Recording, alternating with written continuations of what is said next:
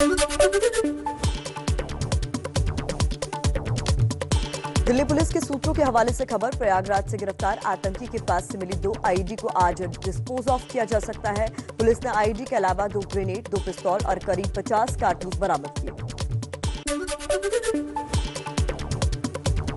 दाऊद और आईएसआई के इशारे पर आतंकी हमले की साजिश रचने वाले, देश को दहलाने की साजिश रचने वाले 6 संदिग्ध आतंकियों से दिल्ली पुलिस और आईबी की पूछताछ जारी। पटियाला हाउस कोर्ट ने 14 दिनों की रिमांड दी है। दिल्ली पुलिस और आईबी की पूछताछ में बड़ा खुलासा, उसामा का पिता उसैदुर रहमान और चाचा हुमैद भी आतंकी मॉड्यूल का हिस्सा। सूत्रों के मुताबिक उसैदुर रहमान सीधे आईएसआई से संपर्क में है और दुबई में रहता है। हुमैद की तलाश में जुटी पुलिस। देश के कई बड़े शहरों में विस्फोटक पहुंचा चुके थे संदिग्ध आतंकी। दिल्ली, यूपी और महाराष्ट्र में रेकी भी की गई थी। सूत्रों के मुताबिक कुछ और आतंकी दिल्ली आने वाले थे। संदिग्ध आतंकी उसामा और जीशान को पाकिस्तान के थट्टा में लेफ्टिनेंट रैंक के अधिकारी गाजी ने ट्रेनिंग दी थी। थट्टा के ही कसाब को भी यहीं पर ट्रेनिंग दी गई थी। मुंबई क्राइम ब्रांच के सूत्रों के मुताबिक गिरफ्तार संदिग्ध आतंकी जान मोहम्मद शेख अंडरवर्ल्ड से जुड़ा था। छोटे मोटे सेटलमेंट करने के लिए वो कहता था, मैं भाई का आदमी हूं। दिल्ली पुलिस की पूछताछ में संदिग्ध आतंकी मोहम्मद शेख का बड़ा कबूलनामा, दाऊद इब्राहिम के भाई अनीस इब्राहिम से व्हाट्सएप कॉल के जरिए बातचीत करता था। उसने मोबाइल से कई डेटा डिलीट किए। मुंबई से गिरफ्तार संदिग्ध जान मोहम्मद शेख का Mumbai to Delhi ticket book कराने वाले शख्स असगर शेख को महाराष्ट्र एटीएस ने हिरासत में लिया। असगर ने खुद को टेम्पो ड्राइवर बताया।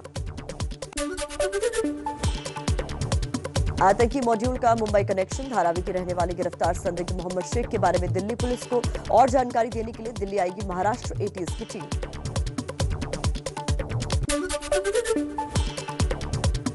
दिल्ली पुलिस ने सबूत नहीं मिलने पर 2 संदिग्धों इम्तियाज और मोहम्मद जमील को छोड़ा। संदिग्ध ताहिर के बारे में दिल्ली पुलिस को कोई जानकारी नहीं। यूपी एटीएस ने इम्तियाज, मोहम्मद जमील और ताहिर को हैंडओवर करने का दावा किया था। यूपी एटीएस का राज्य से कुल 6 आतंकियों को पकड़ने का दावा। मंगलवार को 6 में से 3 आतंकियों को यूपी से गिरफ्तार किया गया था। यूपी एटीएस ने बुधवार को 3 और को गिरफ्त में लिया। यूपी के बहराइच का रहने वाला है गिरफ्तार संदिग्ध आतंकी अबू बकर। अबू बकर के परिजनों के मुताबिक वो कुछ दिन पहले ही जमात में शिरकत करने के लिए दिल्ली आया था। यूपी के रायबरेली से गिरफ्तार मूलचंद उर्फ साजू के घर पर उसके दोस्त माजू का बड़ा खुलासा। साजू अक्सर प्रयागराज में अपनी बहन के घर जाता था, जिसका घर जीशान के ब्लॉक में ही है, जबकि परिवार वाले मूलचंद के कभी बाहर न जाने की बात कह रहे हैं। पंजाब के सीएम कैप्टन अमरिंदर सिंह ने डीजीपी को भीड़भाड़ वाली जगहों पर कड़ी सुरक्षा के निर्देश दिए। पिछले महीने खुलासा होने वाले टिफिन बम केस में 4 और लोगों की गिरफ्तारी के बाद अलर्ट जारी। गुजरात में आज दोपहर 1:30 बजे होगा भूपेंद्र पटेल मंत्रिमंडल का शपथ ग्रहण। 26 से 27 मंत्रियों को शपथ दिलाई जा सकती है। सूत्रों के मुताबिक सभी पुराने मंत्रियों को हटा दिया जाएगा।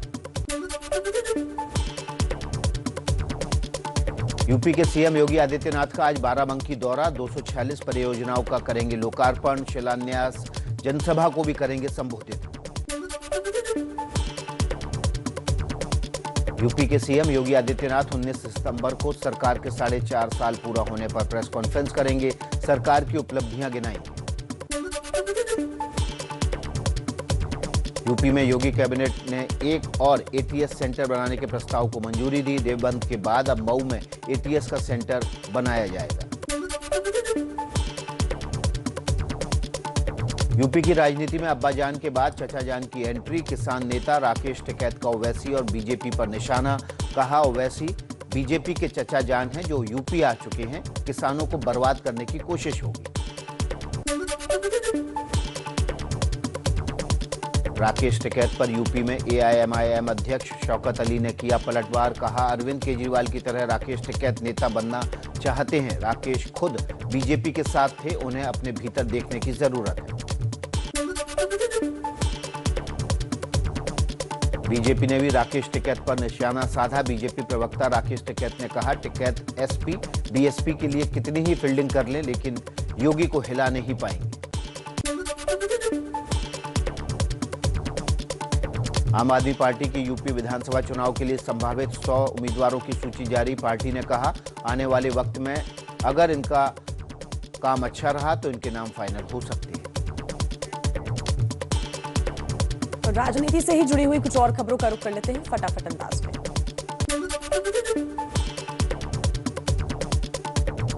यूपी विधानसभा चुनाव में कांग्रेस की टिकट के आवेदन के लिए देने होंगे 11,000 रुपए। पार्टी ने आवेदन करने वालों से सोशल मीडिया पर मिलने वाली लाइक्स भी बताने को कहा है।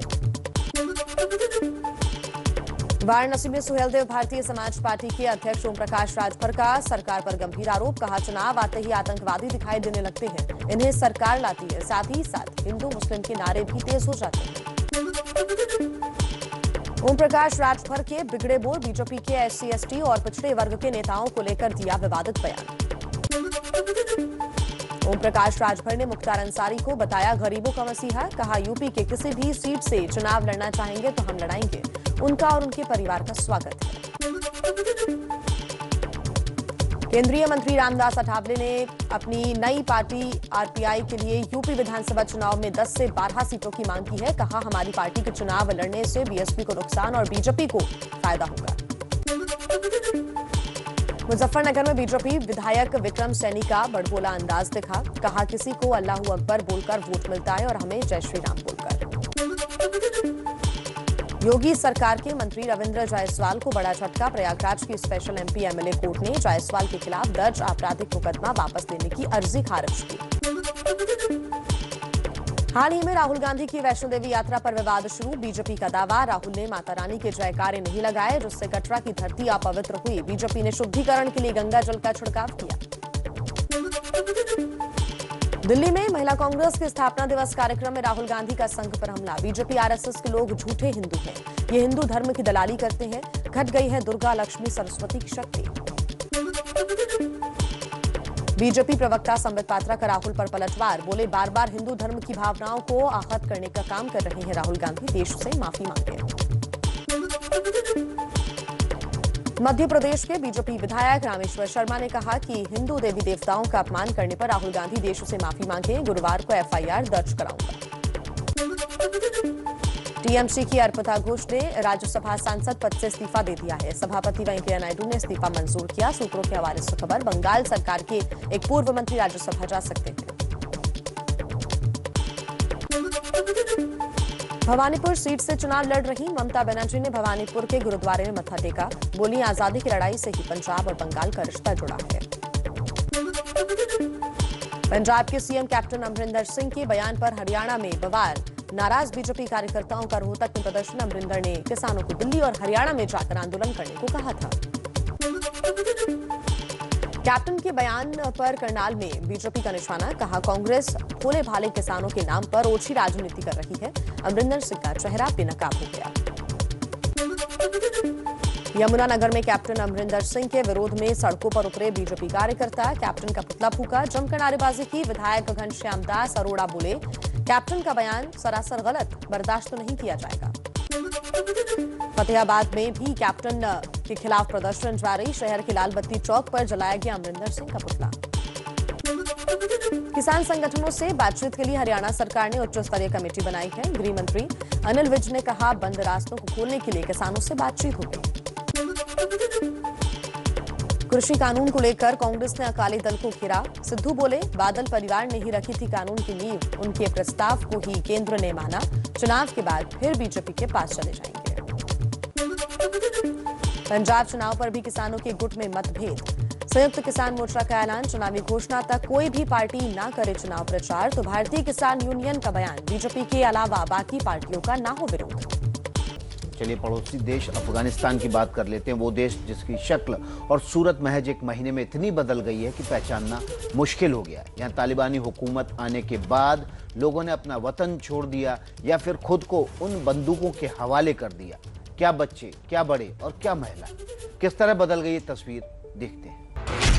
एक महीने में अफगानिस्तान बन गया इंसानियत का कब्रिस्तान। 30 दिन में सड़कों से सरहद तक आ गई अफगानी महिलाएं। 720 घंटे में बच्चों से छिन गया पार। घर नहीं, टेंट में दिखने लगे अफगानी। 30 दिनों में सिर्फ लोकतंत्र ही नहीं, फसलें भी हो गई बर्बाद। ये वो तारीख है जिसने अफगानिस्तान की सूरत और अफगानियों की किस्मत बदल कर रख दी। काबुल में तालिबानी झंडा क्या लहराया, अफगानियों की बर्बाद तकदीर किसी साफ शीशे की तरह नजर आने लगी। सिर्फ बंदूक की गोली ही नहीं, गरीबी और गुर्बत भी तेजी से पास आ गए। गोलियों से छलनी हो रहे आम अफगानी भूखमरी का कफन ओढ़ने के लिए मजबूर हो गए। ये वो काबुल एयरपोर्ट है जहां तालिबानियों के आने से पहले मेहमानों का इस्तकबाल किया जाता था, लेकिन तालिबानियों के कदम पड़ते ही खुद अफगानी इस काबुल एयरपोर्ट पर भीड़ बन गए। कोई जहाज के पंखे पर लटक गया तो किसी ने न जाने कितनी ही रातें इस काबुल एयरपोर्ट के बाहर इंतजार में बिता दी। दूसरी तस्वीर महिलाओं की है। वो महिलाएं जिन्होंने आजादी की हवा में सांस लेना सीखा था, उन्हें अचानक पर्दे और घरों में कैद रहने का फरमान सुना दिया गया। लेकिन अफगानी महिलाएं हिम्मत की मिसाल पेश कर रही हैं। घरों में रहने का फरमान सुनाने वाले तालिबानियों के खिलाफ ये महिलाएं सड़क पर उतर आई। सड़कों पर उतरी ये महिलाएं हिम्मत से तालिबानी बंदूकों के सामने खड़ी हैं और आवाज दबाने वाली हर कोशिश को नाकाम कर रही हैं। बंदूक की इस गोली ने सिर्फ बड़ों को ही जिंदगी का स्याह चेहरा नहीं दिखाया, इस बंदूक ने न जाने कितने बच्चों को बेघर कर दिया और न जाने कितनों को यतीम। ये वो बच्चे हैं जिनके माँ बाप ने सुनहरे भविष्य के सपने देखे थे, लेकिन सत्ता और ताकत के लालच में अंधे हुए बंदूकजादों के आगे वो सपने चकनाचूर हो गए। भविष्य के सपनों से सजी इन आंखों में आज डर है। ये वो अफगानी हैं जिन्होंने या तो तालिबान के डर से घर छोड़ दिया या फिर बेघर कर दिया गया। तालिबानी कब्जे के बाद घरों से ज्यादा रिफ्यूजी कैंप में अफगानी नजर आ रहे हैं। ये लोग एक टेंट के नीचे अपनी जिंदगी जीने को मजबूर हैं। करीब 35 लाख अफगानी अपने ही देश में बेगानों की तरह रह रहे हैं, जबकि कई अमेरिका, भारत, ईरान, पाकिस्तान में शरण ले चुके हैं। लेकिन इस वक्त जो सबसे बड़ी और भयानक तस्वीर अफगानिस्तान से आ रही है वो है भुखमरी। बंदूकों की आवाज ने अफगानिस्तान की ऐसी कमर तोड़ी कि लोग 2 वक्त की रोटी के लिए घर का सामान बेच रहे हैं। जो दुनिया में काजू बादाम की सप्लाई करते हैं, उनकी खुद की हालत इतनी खस्ता है कि 1 वक्त की रोटी के लाले पड़ गए हैं। गोलियों का तो खूब इंतजाम है, लेकिन रोटी का नहीं। पाकिस्तान को भारत ने एक बार फिर से लताड़ लगाई है। संयुक्त राष्ट्र मानवाधिकार आयोग में भारत ने पाकिस्तान और ओआईसी को कश्मीर का मुद्दा उठाने के लिए फटकार लगाई है। भारत ने संयुक्त राष्ट्र मानवाधिकार मंच का गलत इस्तेमाल करने का आरोप लगाते हुए पाकिस्तान का पूरा चिट्ठा खोल दिया। आतंकवाद को शरण और समर्थन के अलावा भारत ने पाकिस्तान में अल्पसंख्यकों पर होने वाले अत्याचार का मुद्दा भी उठाया। It has become a habit for Pakistan to misuse the platforms provided by the Council to propagate its false and malicious propaganda against my country. The Council is aware of Pakistan's attempts to divert the Council's attention from serious human rights violations being perpetrated by its government, including in the territories occupied by it. Pakistan has failed to protect the rights of its minorities, including Sikhs, Hindus, Christians, and Ahmadiyas. अमेरिकी कारोबारी Elon Musk की company SpaceX ने आज इतिहास रच दिया। Company ने पहली बार 4 आम लोगों को अंतरिक्ष में भेजा। नासा के फ्लोरिडा स्थित कैनेडी स्पेस रिसर्च सेंटर से रॉकेट की लॉन्चिंग हुई। इसका कंट्रोल स्पेसएक्स कर रही थी। 3 दिन के इस मिशन को इंस्पिरेशन 4 नाम दिया गया है।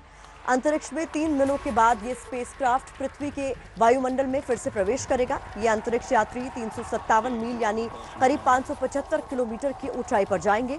2009 के बाद पहली बार इंसान इतनी ऊंचाई पर जा रहा है।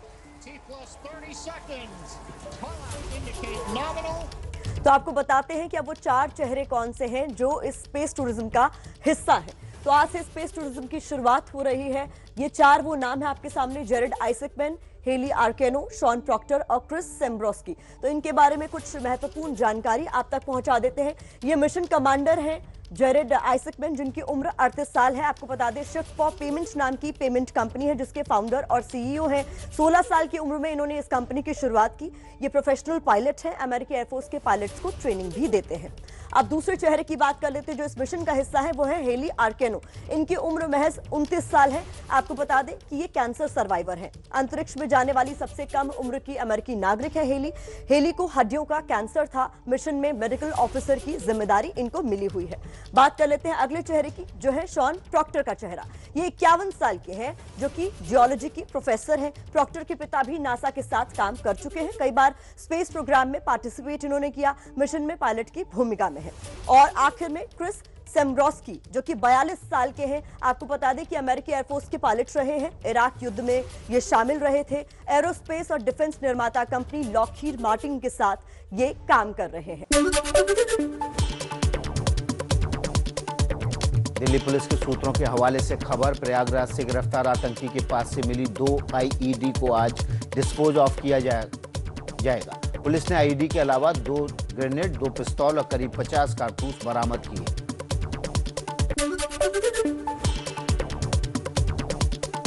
दाऊद और आईएसआई के इशारे पर आतंकी हमले की साजिश रचने वाले, देश को दहलाने की साजिश रचने वाले 6 संदिग्ध आतंकियों से दिल्ली पुलिस और आईबी की पूछताछ जारी है। पटियाला हाउस कोर्ट ने 14 दिनों की रिमांड दी है।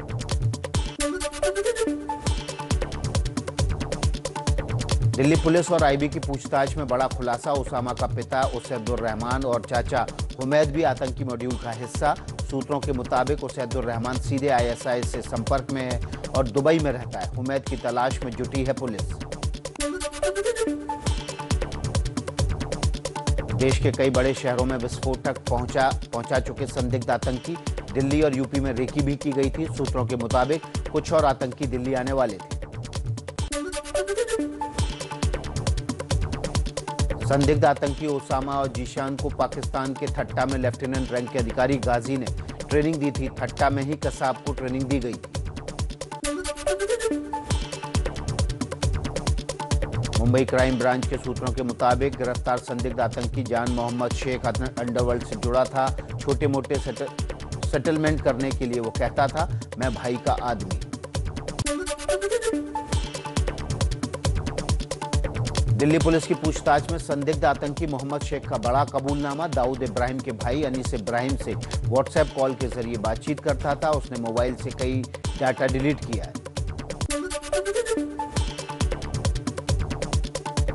मुंबई से गिरफ्तार संदिग्ध जान मोहम्मद शेख का Mumbai to Delhi ticket book कराने वाले शख्स असगर शेख को महाराष्ट्र एटीएस ने हिरासत में लिया। असगर ने खुद को टेम्पो ड्राइवर बताया। आतंकी मॉड्यूल का धारावी के रहने वाले गिरफ्तार संदिग्ध मोहम्मद शेख के बारे में दिल्ली पुलिस को और जानकारी देने के लिए दिल्ली लाया जाएगा। महाराष्ट्र एटीएस की टीम दिल्ली आई। दिल्ली पुलिस ने सबूत नहीं मिलने पर 2 संदिग्ध इम्तियाज और मोहम्मद जमील को छोड़ा। संदिग्ध ताहिर के बारे में दिल्ली पुलिस को कोई जानकारी नहीं। यूपी एटीएस ने इम्तियाज, मोहम्मद जमील और ताहिर को हैंडओवर करने का दावा किया था। यूपी के बहराइच का रहने वाला है गिरफ्तार संदिग्ध आतंकी अबू बकर के परिजनों के मुताबिक वो कुछ दिन पहले ही जमात में शिरकत करने के लिए दिल्ली आया था। यूपी के रायबरेली से गिरफ्तार मूलचंद और साजू के पर उसके दोस्त माजू का बड़ा खुलासा। साजू अक्सर प्रयागराज में अपनी बहन के घर जाता था, जिसका घर जीशान के ब्लॉक में ही है, जबकि परिवार वाले मूलचंद के कभी भी बाहर न जाने की बात कह रहे हैं। पंजाब के सीएम अमरिंदर सिंह ने डीजीपी को भीड़भाड़ वाली जगहों पर कड़ी सुरक्षा के निर्देश दिए। पिछले महीने खुलासा होने वाले टिफिन बम केस में 4 और लोगों की गिरफ्तारी के बाद अलर्ट जारी।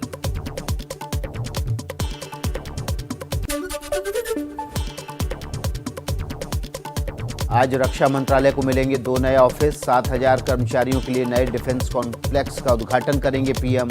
तीनों सेनाओं और सिविल ऑफिसर्स से बातचीत भी करेंगे। दुशांबे में आज से एससीओ शिखर सम्मेलन की शुरुआत। विदेश मंत्री एस जयशंकर शामिल होंगे। कल पीएम मोदी का वर्चुअली संबोधन होगा। अफगानिस्तान और सुरक्षा चिंताएं अहम मुद्दा है।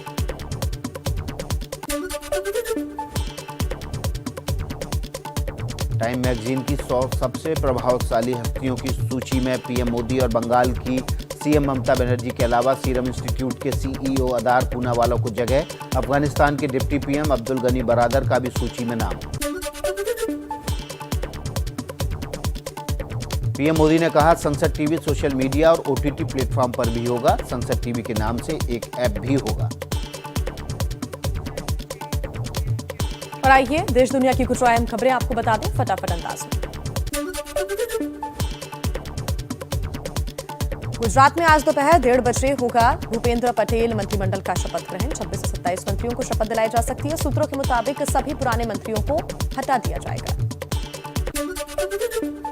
यूपी के सीएम योगी आदित्यनाथ का आज बाराबंकी दौरा। 246 परियोजनाओं का करेंगे लोकार्पण और शिलान्यास। जनसभा को भी संबोधित करेंगे। यूपी के सीएम योगी आदित्यनाथ 19 सितंबर को सरकार के 4.5 साल पूरा होने पर प्रेस कॉन्फ्रेंस करेंगे। सरकार की उपलब्धियां गिनाएंगे। यूपी में योगी कैबिनेट ने एक और एटीएस सेंटर बनाने को लेकर प्रस्ताव मंजूर कर दिया है। देवबंद के बाद अब मऊ में भी एटीएस का सेंटर बनाया जाएगा। लखनऊ में 18 सितंबर को किसान कल्याण सम्मेलन को संबोधित करेंगे सीएम योगी। हर विधानसभा से 50 किसान प्रतिनिधि बुलाए जाएंगे। गन्ना किसानों के लिए बड़ा ऐलान कर सकते हैं। यूपी की राजनीति में अब्बाजान के बाद चचाजान की एंट्री। किसान नेता राकेश टिकैत का ओवैसी पर और बीजेपी पर निशाना। कहा ओवैसी बीजेपी के चचाजान हैं, वो यूपी आ चुके हैं, किसानों को बर्बाद करने की कोशिश होगी। राकेश टिकैत पर यूपी में एआईएमआईएम अध्यक्ष शौकत अली ने किया पलटवार। कहा अरविंद केजरीवाल की तरह राकेश टिकैत भी नेता बनना चाहते हैं। राकेश खुद बीजेपी के साथ थे, उन्हें अपने भीतर देखने की जरूरत। बीजेपी ने भी राकेश टिकैत पर निशाना साधा। बीजेपी प्रवक्ता राकेश त्रिपाठी ने कहा टिकैत एसपी बीएसपी के लिए कितनी ही फील्डिंग कर लें, योगी को हिला भी नहीं पाएंगे। आम आदमी पार्टी की यूपी विधानसभा चुनाव के लिए संभावित 100 उम्मीदवारों की सूची जारी। पार्टी ने कहा आने वाले वक्त में अगर इनका काम अच्छा रहा तो इनके नाम फाइनल हो जाएंगे। यूपी विधानसभा चुनाव में कांग्रेस की टिकट के आवेदन के लिए देने होंगे 11,000 रुपए। पार्टी ने आवेदन करने वालों से सोशल मीडिया पर मिलने वाली लाइक्स बताने को भी कहा है। वाराणसी में सुहेलदेव भारतीय समाज पार्टी के अध्यक्ष ओम प्रकाश राजभर का सरकार पर गंभीर आरोप। कहा चुनाव आते ही आतंकवादी दिखाई देने लगते हैं, इन्हें सरकार लाती है, साथ ही हिंदू मुस्लिम के नारे भी तेज हो जाते हैं। ओम प्रकाश राजभर के बिगड़े बोल। बीजेपी के एससी एसटी और पिछड़े वर्ग के नेताओं को लेकर दिया विवादित बयान। ओम प्रकाश राजभर ने मुख्तार अंसारी को बताया गरीबों का मसीहा। कहा यूपी के किसी भी सीट से चुनाव लड़ना चाहेंगे तो हम लड़ाएंगे, उनका और उनके परिवार का स्वागत है। केंद्रीय मंत्री रामदास आठवले ने अपनी पार्टी आरपीआई के लिए यूपी विधानसभा चुनाव में 10 से 12 सीटों की मांग की है। कहा हमारी पार्टी के चुनाव लड़ने से बीएसपी को नुकसान और बीजेपी को फायदा होगा। मुजफ्फरनगर में बीजेपी विधायक विक्रम सैनी का बड़बोला अंदाज दिखा। कहा किसी को अल्लाह अकबर बोलकर वोट मिलता है और हमें जय श्री राम बोलकर। योगी सरकार के मंत्री रविंद्र जायसवाल को बड़ा झटका। प्रयागराज की स्पेशल एमपी एमएलए कोर्ट ने जायसवाल के खिलाफ दर्ज आपराधिक मुकदमा वापस लेने की अर्जी खारिज की। हाल ही में राहुल गांधी की वैष्णो देवी यात्रा पर विवाद शुरू। बीजेपी का दावा राहुल ने माता रानी के जयकारे नहीं लगाए, जिससे कटरा की धरती अपवित्र हुई। बीजेपी ने शुद्धिकरण के लिए गंगाजल का छिड़काव किया। दिल्ली में महिला कांग्रेस के स्थापना दिवस कार्यक्रम में राहुल गांधी का संघ पर हमला। बीजेपी आरएसएस के लोग झूठे हिंदू हैं, ये हिंदू धर्म की दलाली करते हैं। घट गई है दुर्गा लक्ष्मी सरस्वती की शक्ति। बीजेपी प्रवक्ता संबित पात्रा का राहुल पर पलटवार। बोले बार बार हिंदू धर्म की भावनाओं को आहत करने का काम कर रहे हैं राहुल गांधी, देश से माफी मांगे। मध्य प्रदेश की बीजेपी विधायक रामेश्वर शर्मा ने कहा हिंदू देवी देवताओं का अपमान करने पर राहुल गांधी देश से माफी मांगे। गुरुवार को एफआईआर भी दर्ज कराऊंगा। कुछ और खबरों का रुख कर लेते हैं इसी तरह फटाफट अंदाज में।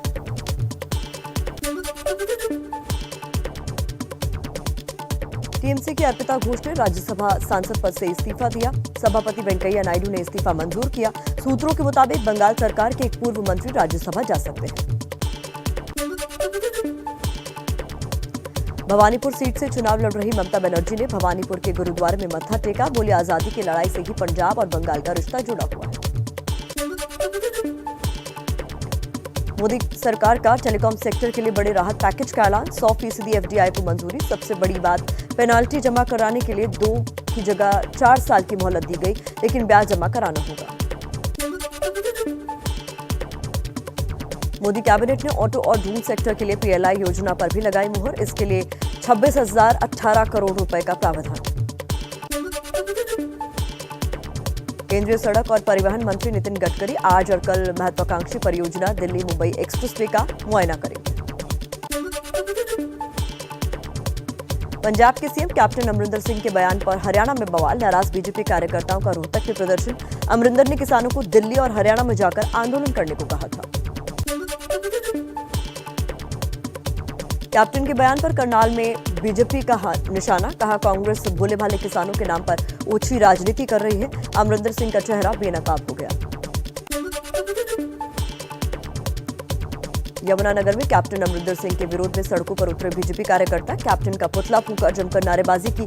विधायक घनश्याम दास अरोड़ा बोले, कैप्टन का बयान सरासर गलत, बर्दाश्त नहीं किया जाएगा। फतेहाबाद में भी सीएम कैप्टन के खिलाफ प्रदर्शन, शहर के लाल बत्ती चौक पर जलाया गया अमरिंदर सिंह का पुतला। किसान संगठनों से बातचीत के लिए हरियाणा सरकार ने उच्च स्तरीय कमेटी बनाई। गृह मंत्री अनिल विज ने कहा, बंद रास्तों को खोलने के लिए किसानों से बातचीत होगी। कृषि कानून को लेकर कांग्रेस ने अकाली दल को घेरा, सिद्धू बोले, बादल परिवार ने ही रखी थी कानून की नींव, उनके प्रस्ताव को ही केंद्र ने माना, चुनाव के बाद फिर बीजेपी के पास चले जाएंगे। पंजाब चुनाव पर भी किसानों के गुट में मतभेद, संयुक्त किसान मोर्चा का ऐलान, चुनावी घोषणा तक कोई भी पार्टी न करे चुनाव प्रचार। तो भारतीय किसान यूनियन का बयान, बीजेपी के अलावा बाकी पार्टियों का न हो विरोध।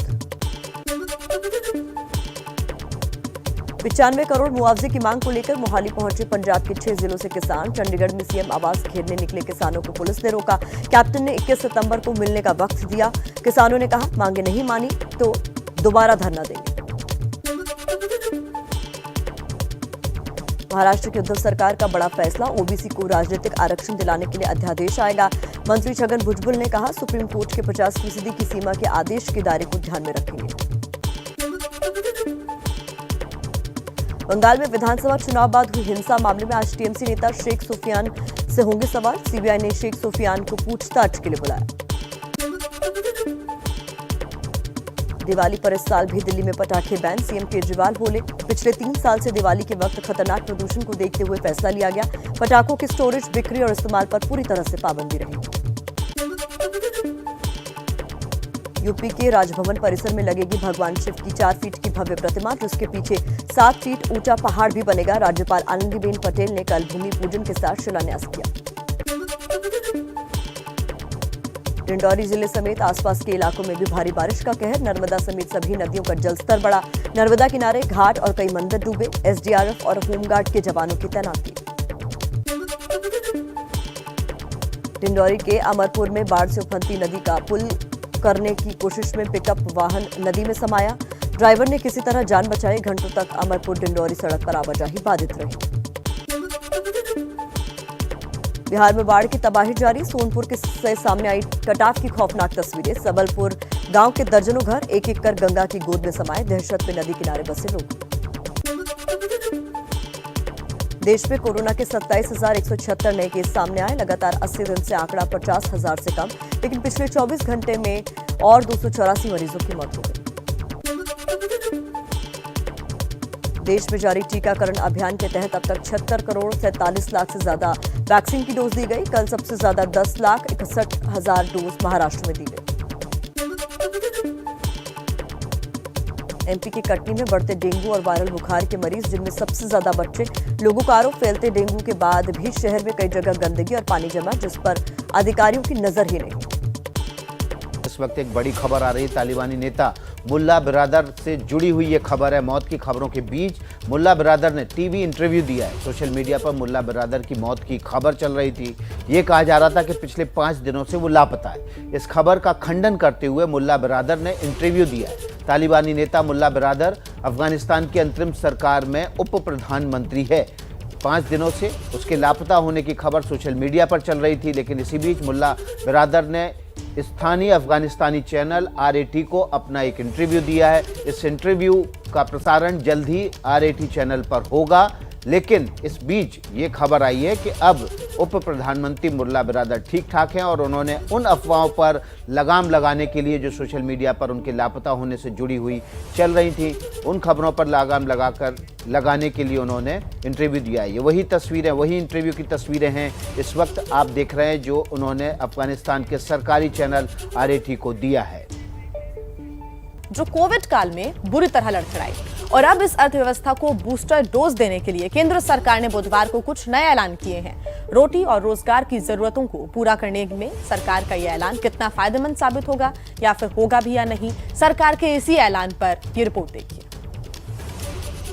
ऑटोमोबाइल, ऑटो कंपोनेंट इंडस्ट्री और ड्रोन इंडस्ट्री के लिए 26,058 करोड़ का प्रावधान किया गया है। जितना इन्वेस्टमेंट आएगा उतना ही एम्प्लॉयमेंट देश में बढ़ेगा। 7,60,000 व्यक्तियों के लिए रोजगार के अतिरिक्त अवसर मिलेंगे। तो कोरोना काल में सिसकियां ले रही अर्थव्यवस्था को सेहतमंद बनाने के लिए केंद्र सरकार ने एक बार फिर से अपना खजाना खोला।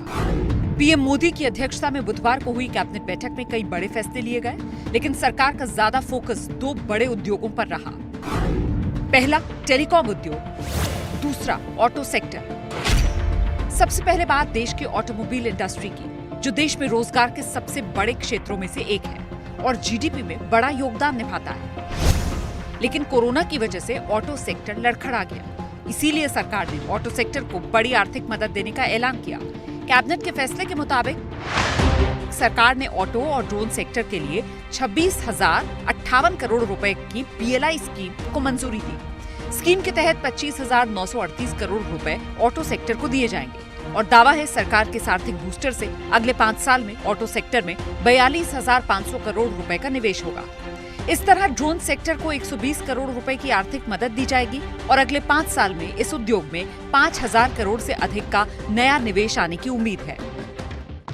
सरकार का ये फैसला ऐसे वक्त में आया जब हाल ही में फोर्ड कंपनी ने हिंदुस्तान छोड़ने का ऐलान किया, क्योंकि हिंदुस्तान का मार्केट उसके मुनाफे के मॉडल को सूट नहीं कर रहा था। वहीं मर्सिडीज बेंज जैसा ब्रांड बड़े त्योहारी सीजन में बड़ा प्रॉफिट देख रहा है।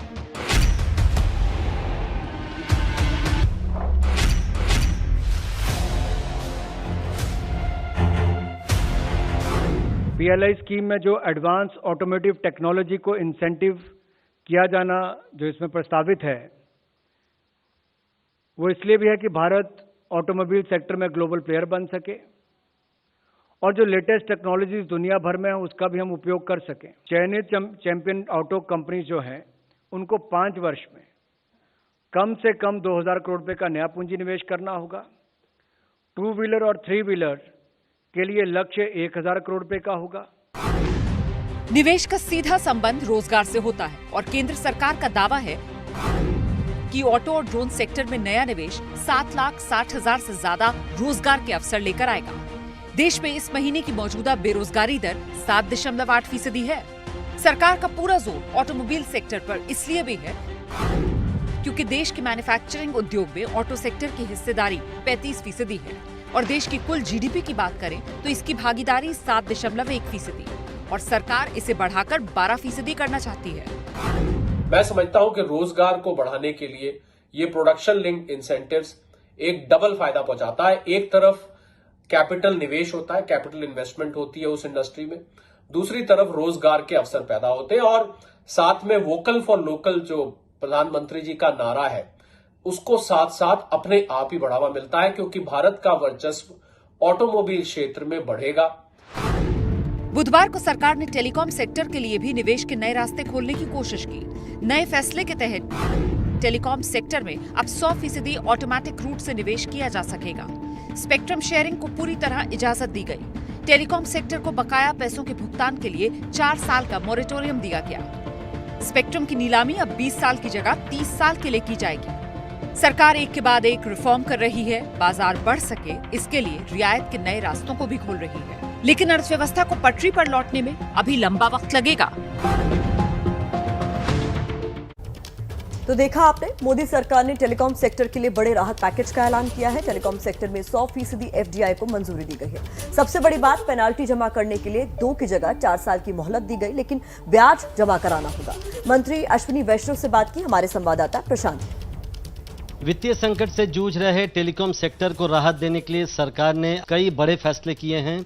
आखिर इन फैसलों का मकसद क्या है, इसकी जरूरत क्यों पड़ी और कैसे फायदा होगा टेलीकॉम सेक्टर पर, इस पर बात करने के लिए हमारे साथ हैं संचार मंत्री और रेल मंत्री अश्विनी वैष्णव जी। सर बहुत बहुत धन्यवाद हमसे बात करने के लिए। सबसे पहले सर, इसका मकसद क्या है? ट्रांजिशन हो रहा है 4G से 5G की तरफ टेक्नोलॉजी शिफ्ट हो रही है। जहाँ 2G है वहाँ पे 2G को 4G में अपग्रेड करना है। जो एरियाज़ में, आदिवासी एरिया में, पहाड़ी एरिया में जहाँ पे टावर नहीं है वहाँ पे टावर्स लगाने हैं। ये सब के लिए क्या चाहिए? इन सब के लिए चाहिए इन्वेस्टमेंट। इन्वेस्टमेंट कहाँ से आएगा? इन्वेस्टमेंट तभी आ पाएगा जब cash flow, balance sheet companies की एक डी स्ट्रेस होगी। वो डी स्ट्रेस कैसे होगी कि जितनी इनकम आ रही है उस इनकम को अगर मुझे इन्वेस्टमेंट में डालना है तो कोई ना कोई दूसरा पेमेंट रोकना पड़ेगा। अब पेमेंट रोकता हूँ कि किसी को लॉस होना चाहिए क्या? लॉस भी नहीं होना है। तो ये सब सोच के जो बनाया गया कि एनपीवी प्रोटेक्शन रख के मोरेटोरियम की जो कल्पना की गई, ये प्रधानमंत्री जी की कल्पना है कि हमको इन सब को बैलेंस रख के करना है जिससे कि जनता को भी फायदा हो। एक सवाल जो एबीपी न्यूज़ के सभी दर्शक जानना चाहेंगे, आपने एक बड़ी बात आज कही केवाईसी के बारे में। ये एक बड़ी समस्या रहती है, लोगों को दस्तावेज लाना पड़ता है। तो क्या अब किसी भी दस्तावेज की ज़रूरत नहीं पड़ेगी अगर हम सिम कार्ड लेते हैं या प्रीपेड से पोस्टपेड या पोस्टपेड से प्रीपेड अगर हम चेंज करते हैं तो? दो बातें। पहला, प्रीपेड से पोस्टपेड या पोस्टपेड से प्रीपेड में अगर चेंज करना है तो पहले जो केवाईसी हो रखा है वही केवाईसी चलेगा। टेलीकॉम सेक्टर अब पटरी पर आ जाएगी, ये उम्मीद है आपको? जो कहीं कहीं फाइनेंशियल प्रॉब्लम्स, पूरा विश्वास है टेलीकॉम सेक्टर ग्रो करेगा, स्ट्रेंथन होगा, रोबस्ट होगा, एम्प्लॉयमेंट इसमें बढ़ेगा और जनता को इसकी सुविधाएं अधिक से अधिक मिलेगी। बहुत बहुत शुक्रिया हमसे बात करने के लिए। तो बड़ा फैसला हुआ है कैबिनेट में, बड़े रिफॉर्म्स का ऐलान किया गया है और इससे टेलीकॉम सेक्टर को भी फायदा होगा, ये कहना है संचार मंत्री अश्विनी वैष्णव का। कैमरामैन सुजीत शामल के साथ प्रशांत, एबीपी न्यूज़, दिल्ली। तो देश की अर्थव्यवस्था पटरी पे आज नहीं तो कल लौट ही आएगी, लेकिन एयर इंडिया की आर्थिक हालत ठीक होने का नाम ही नहीं ले रही। लेकिन लगता है कि एयर इंडिया की घर वापसी जल्द हो सकती है, क्योंकि टाटा ग्रुप ने एयर इंडिया को खरीदने की बोली लगाई है।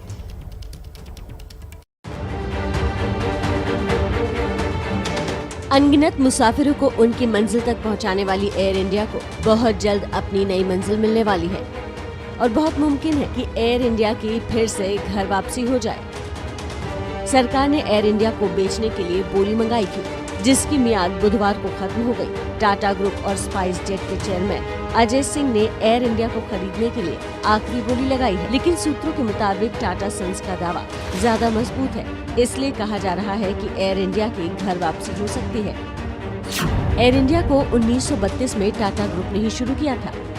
टाटा समूह के जेआरडी टाटा इसके फाउंडर थे। तब एयर इंडिया का नाम टाटा एयर सर्विस रखा गया था। 1938 तक कंपनी ने अपनी घरेलू उड़ानें शुरू कर दी थी। दूसरे विश्व युद्ध के बाद इसे सरकारी कंपनी बना दिया गया। आजादी के बाद सरकार ने इसमें 49% हिस्सेदारी खरीदी। एयर इंडिया 2007 में इंडियन एयरलाइंस के विलय के बाद से कभी नेट प्रॉफिट में नहीं रही है। मार्च 2021 में खत्म तिमाही में लगभग 10,000 करोड़ रुपए का घाटा होने की आशंका जताई गई थी। कंपनी पर 31 मार्च 2019 तक कुल 60,074 करोड़ रुपए का कर्ज था।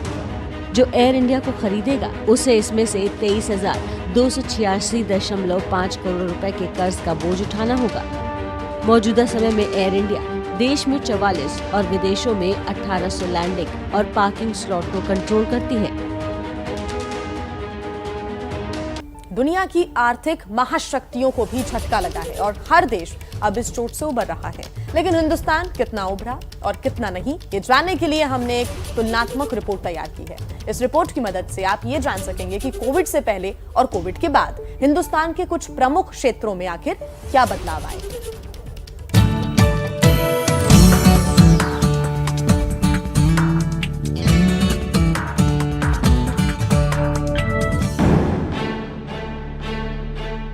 कोरोना ने जब दुनिया में दस्तक दी तो आफत में सिर्फ जान ही नहीं आई, अर्थव्यवस्था भी चौपट हो गई और इसकी सीधी मार विकासशील देशों पर पड़ी, जिनमें भारत भी एक है। सरकार ने 2024-25 तक 5 ट्रिलियन इकोनॉमी का टारगेट रखा था, लेकिन उस लक्ष्य पर भी कोरोना का तगड़ा डेंट पड़ा है। मजदूर घरों में बंद हो गए, उद्योगों पर ताले जड़ गए, छोटी फैक्ट्रियों पर तो ऐसा फंदा लटका कि नौबत बोरिया बिस्तर बांधने तक की आ गई।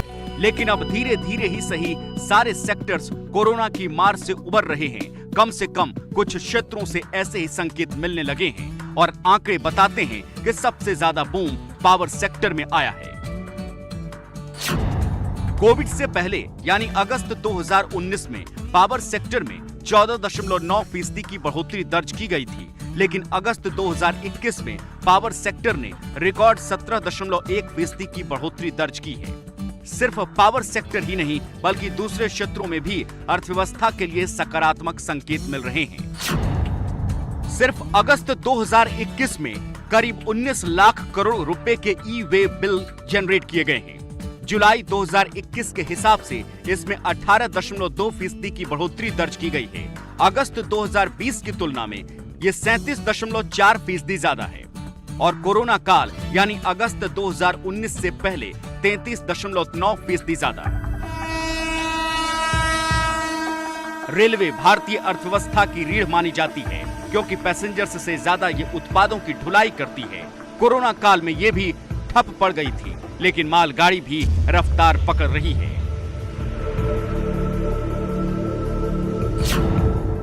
अगस्त 2021 में रेलवे ने 11.05 करोड़ टन माल ढुलाई की, जो कि अगस्त 2020 के मुकाबले 16.9% ज्यादा है और तुलना अगर कोरोना से पहले यानी अगस्त 2019 से की जाए तो ये आंकड़ा 21.4% ज्यादा है। लोकल सर्कल्स ने एक सर्वे किया है जिसके मुताबिक 77% नागरिक चाहते हैं कि सरकार पेट्रोल और डीजल को जीएसटी के दायरे में लेकर आए। सर्वे के मुताबिक 2021 में पेट्रोल डीजल की ऊंची कीमतों की वजह से 2 में से 1 परिवार ने खर्च में कटौती की है और 5 में से 1 परिवार ने आवश्यक खर्चों में कटौती की है।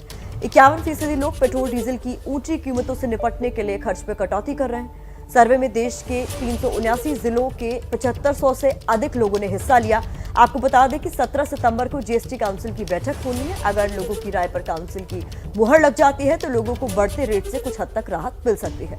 आपको यहाँ ये भी बता दें कि जीएसटी पर मैक्सिमम स्लैब 28% है और फिलहाल पेट्रोल डीजल की कीमतों पर करीब 55% टैक्स लगता है।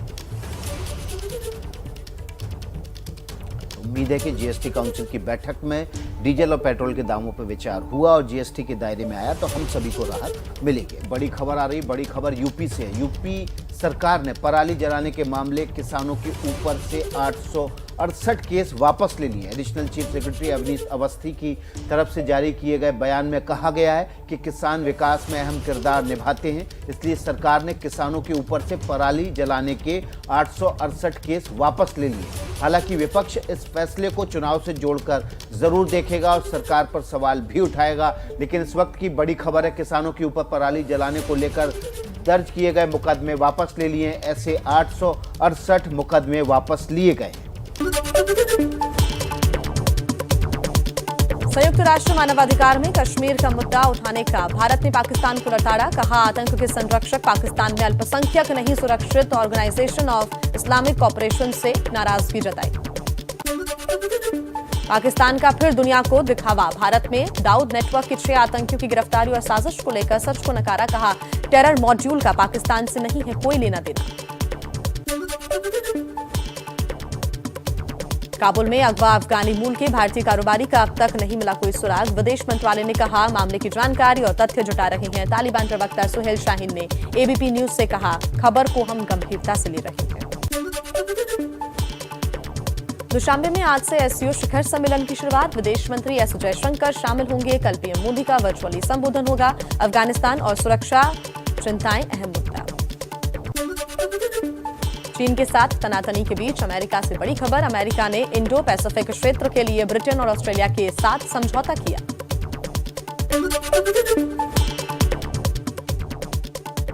दिल्ली पुलिस के सूत्रों के हवाले से खबर। प्रयागराज से गिरफ्तार आतंकी के पास से मिली 2 आईईडी को आज डिस्पोज ऑफ किया जा सकता है। पुलिस ने आईईडी के अलावा 2 ग्रेनेड, 2 पिस्तौल और करीब 50 कारतूस बरामद किए थे। दाऊद और आईएसआई के इशारे पर आतंकी हमले की साजिश रचने वाले 6 संदिग्ध आतंकियों से दिल्ली पुलिस और आईबी की पूछताछ जारी। पटियाला हाउस कोर्ट ने 14 दिनों की रिमांड दी है। मुंबई से गिरफ्तार संदिग्ध जान मोहम्मद शेख का Mumbai to Delhi ticket book कराने वाले शख्स असगर शेख को महाराष्ट्र एटीएस ने हिरासत में लिया। असगर ने खुद को टेम्पो ड्राइवर बताया। आतंकी मॉड्यूल का मुंबई कनेक्शन। धारावी के रहने वाले गिरफ्तार संदिग्ध मोहम्मद शेख के बारे में दिल्ली पुलिस को और जानकारी देने के लिए दिल्ली आएगी महाराष्ट्र एटीएस की टीम। मोदी सरकार का टेलीकॉम सेक्टर के लिए बड़े राहत पैकेज का ऐलान। 100% एफडीआई को मंजूरी। सबसे बड़ी बात, पेनाल्टी जमा कराने के लिए 2 की जगह 4 साल की मोहलत दी गई, लेकिन ब्याज जमा कराना होगा। मोदी कैबिनेट ने ऑटो और ड्रोन सेक्टर के लिए पीएलआई योजना पर भी लगाई मुहर। इसके लिए 26,018 करोड़ रुपए का प्रावधान। लोकल सर्कल के सर्वे में 50% लोगों ने माना महंगे पेट्रोल डीजल की वजह से खर्च में कटौती करनी पड़ी है। 77% लोग पेट्रोल डीजल को जीएसटी के दायरे में लाने के पक्ष में हैं। घाटे में चल रही सरकारी विमान कंपनी एयर इंडिया को खरीदने का रतन टाटा का सपना हो सकता है साकार। बोली लगाने की मियाद खत्म। सूत्रों के मुताबिक टाटा सन्स और स्पाइस जेट की बोली में टाटा सन्स का दावा मजबूत। चलिए कुछ और खबरों का रुख कर लेते हैं और राजनीति से जुड़ी खबरें आपको दिखा देते हैं।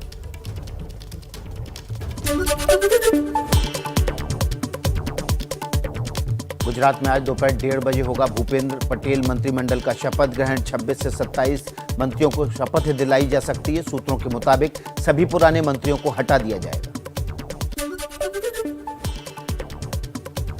महाराष्ट्र की उद्धव सरकार का बड़ा फैसला, ओबीसी को राजनीतिक आरक्षण दिलाने के लिए अध्यादेश आएगा। मंत्री छगन भुजबल ने कहा, सुप्रीम कोर्ट के 50% की सीमा के आदेश के दायरे में का ध्यान रखेंगे।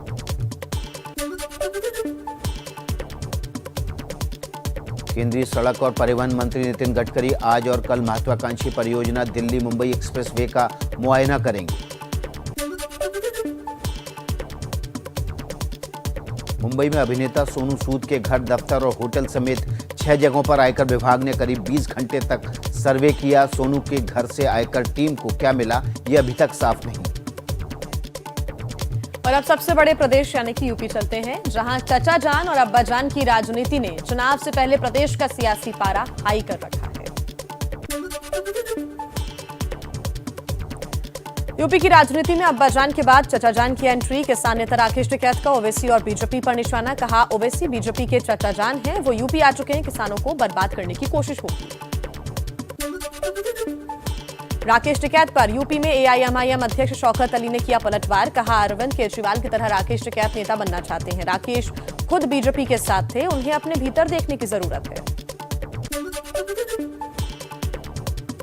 बीजेपी ने भी राकेश टिकैत पर निशाना साधा। बीजेपी प्रवक्ता राकेश त्रिपाठी ने कहा, टिकैत एसपी बीएसपी के लिए कितनी ही फील्डिंग कर लें, योगी को हिला भी नहीं पाएंगे।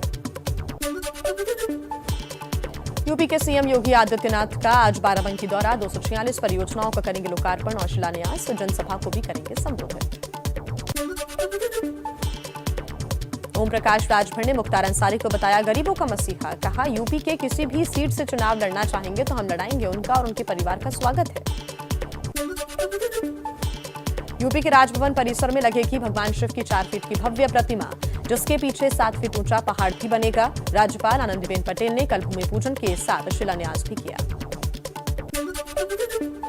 यूपी में फिरोजाबाद, कानपुर और प्रयागराज जैसे जिलों में बढ़ते बुखार के मरीजों के बीच जालौन में 12 साल के बच्चे की बुखार से मौत। प्रशासन ने इलाके में जांच अभियान छेड़ा। अब देश की राजधानी दिल्ली की अहम खबरों से आपको रूबरू करवा देते हैं।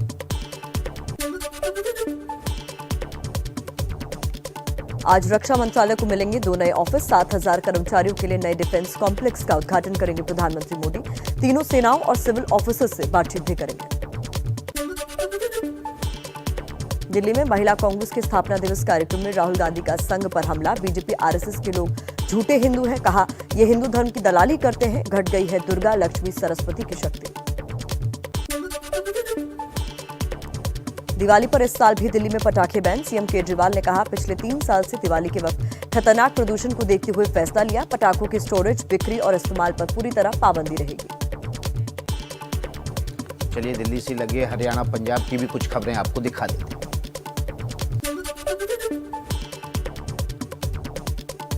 पंजाब के सीएम कैप्टन अमरिंदर सिंह के बयान पर हरियाणा में बवाल। नाराज बीजेपी कार्यकर्ताओं का रोहतक में प्रदर्शन। अमरिंदर ने किसानों को दिल्ली और हरियाणा में जाकर आंदोलन करने को कहा था।